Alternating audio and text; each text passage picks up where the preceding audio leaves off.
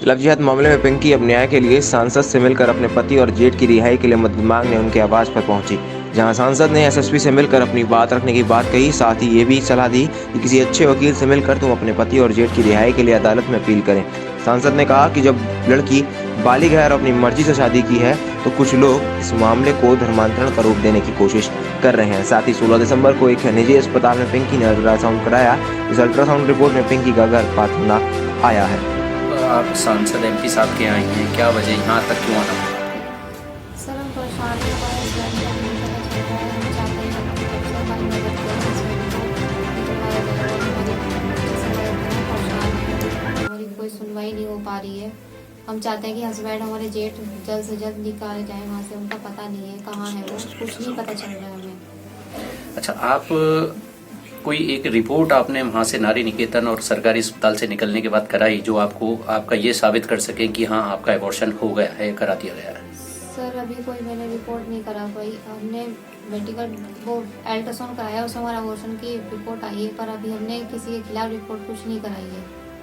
अच्छा, आप क्या चाहती हो? हम चाहते हैं अभी सर हमारे हस्बैंड और हमारे जेठ छोड़ दिए जाए, हमें उनका कुछ पता नहीं चल पा रहा है। तो कुछ आपको राय मिली कि किस अधिकारी से आपको मिलना चाहिए जो न्याय मिले आपको?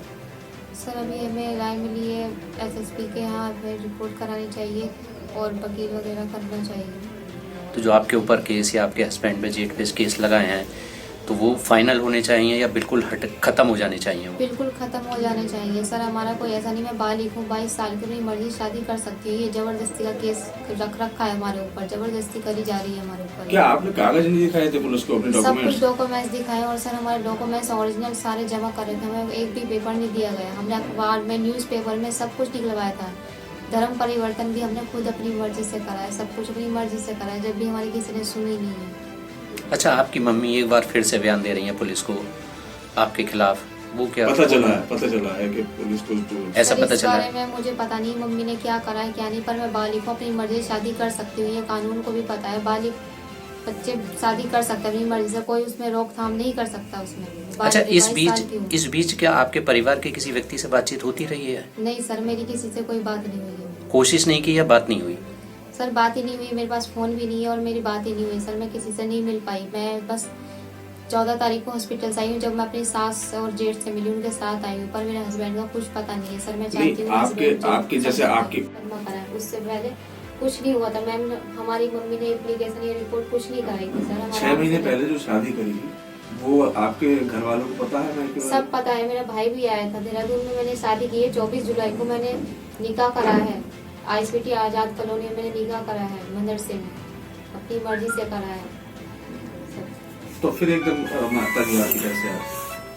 सर हम अपने तहसील में आ रखे थे वकील साहब के पास, दीपक वकील की वजह से हमारे फंस गए। उन्होंने पता नहीं क्या करा है, मुखबरी करी, जो भी करा उनकी वजह से हुआ है। तो बड़दंगल वालों ने जबरदस्ती करी, किसी ने सुना ही नहीं। बड़दंगल वालों ने हमारे साथ छीना झपटी, पेपर धक्का मुक्की, गाली गलौज करी। हम चाहते हैं हमारे हस्बैंड और हमारे जेठ छोड़ दिए जाए, हम बहुत परेशान हैं। आप क्या करोगी? सर मैं यही चाहती हूँ मेरे हस्बैंड और मेरे जेठ छोड़ दिए जाए बस पहले। डॉक्टर साहब, आज आपसे जो एक लव जिहाद का कांड का संबंध रखता है मामला चल रहा है, पिंकी, आज वो मिलने आई थी, क्या उसकी समस्या है और आपकी तरफ से क्या आश्वासन दिया गया? देखिए, जैसे अब आप सभी लोगों को, जनता को मालूम है कि ये लव जिहाद का मामला नहीं है। इस बच्ची ने शादी 6 महीने, तकरीबन 6 महीने पहले करी थी और ये बालिग है, 22 साल इसकी उम्र है। लेकिन कुछ लोगों ने इसको कम्युनल रंग देकर इसको टॉर्चर करा और इसको भी नारी निकेतन भिजवा दिया गया और इसके शौहर को और उसके शौहर के भाई को जेल भिजवा दिया गया है। जब सारी हकीकतें सामने आई तो पुलिस ने इसको छोड़ा, घर भेज दिया और इसकी मर्जी से ही अपनी ससुराल में है। लेकिन इसके शौहर का भी पता नहीं है वो कहाँ पर है। ये चाहती है मुझसे कि इसके शौहर का पता लग जाए कि वो कहाँ पर है और उसकी मदद हो जाए और उसकी, क्योंकि मामला तो ख़त्म हो गया, पुलिस ने कार्रवाई भी कर ली, सारी इंक्वायरीज भी कर ली, इसके सारे डॉक्यूमेंट सही हैं और वो डॉक्यूमेंट वेरीफाई भी हो गए। तो मेरा तो सिर्फ यही कहना है कि जो इसने मुझसे ये मदद मांगी है कि मेरे हस्बैंड के वेयर अबाउट्स के बारे में निकाल दिए और मेरी मदद कर दें। मैंने इनको यही एडवाइस किया है कि वकील करके आप एसएसपी साहब से मिलें, और हमारे यहाँ के जो इस वक्त एसएसपी हैं, हमें उनसे पूरे इंसाफ की उम्मीद है। वो इंसाफ पसंद इंसान है और वो आपके साथ इंसाफ करेंगे और आपकी इंसाफ के दायरे में मदद भी करेंगे। वो उसके लिए इनकी एप्लीकेशन लिखवा के किसी वकील से एसएसपी साहब से इनके पास इनको भेजा जाएगा।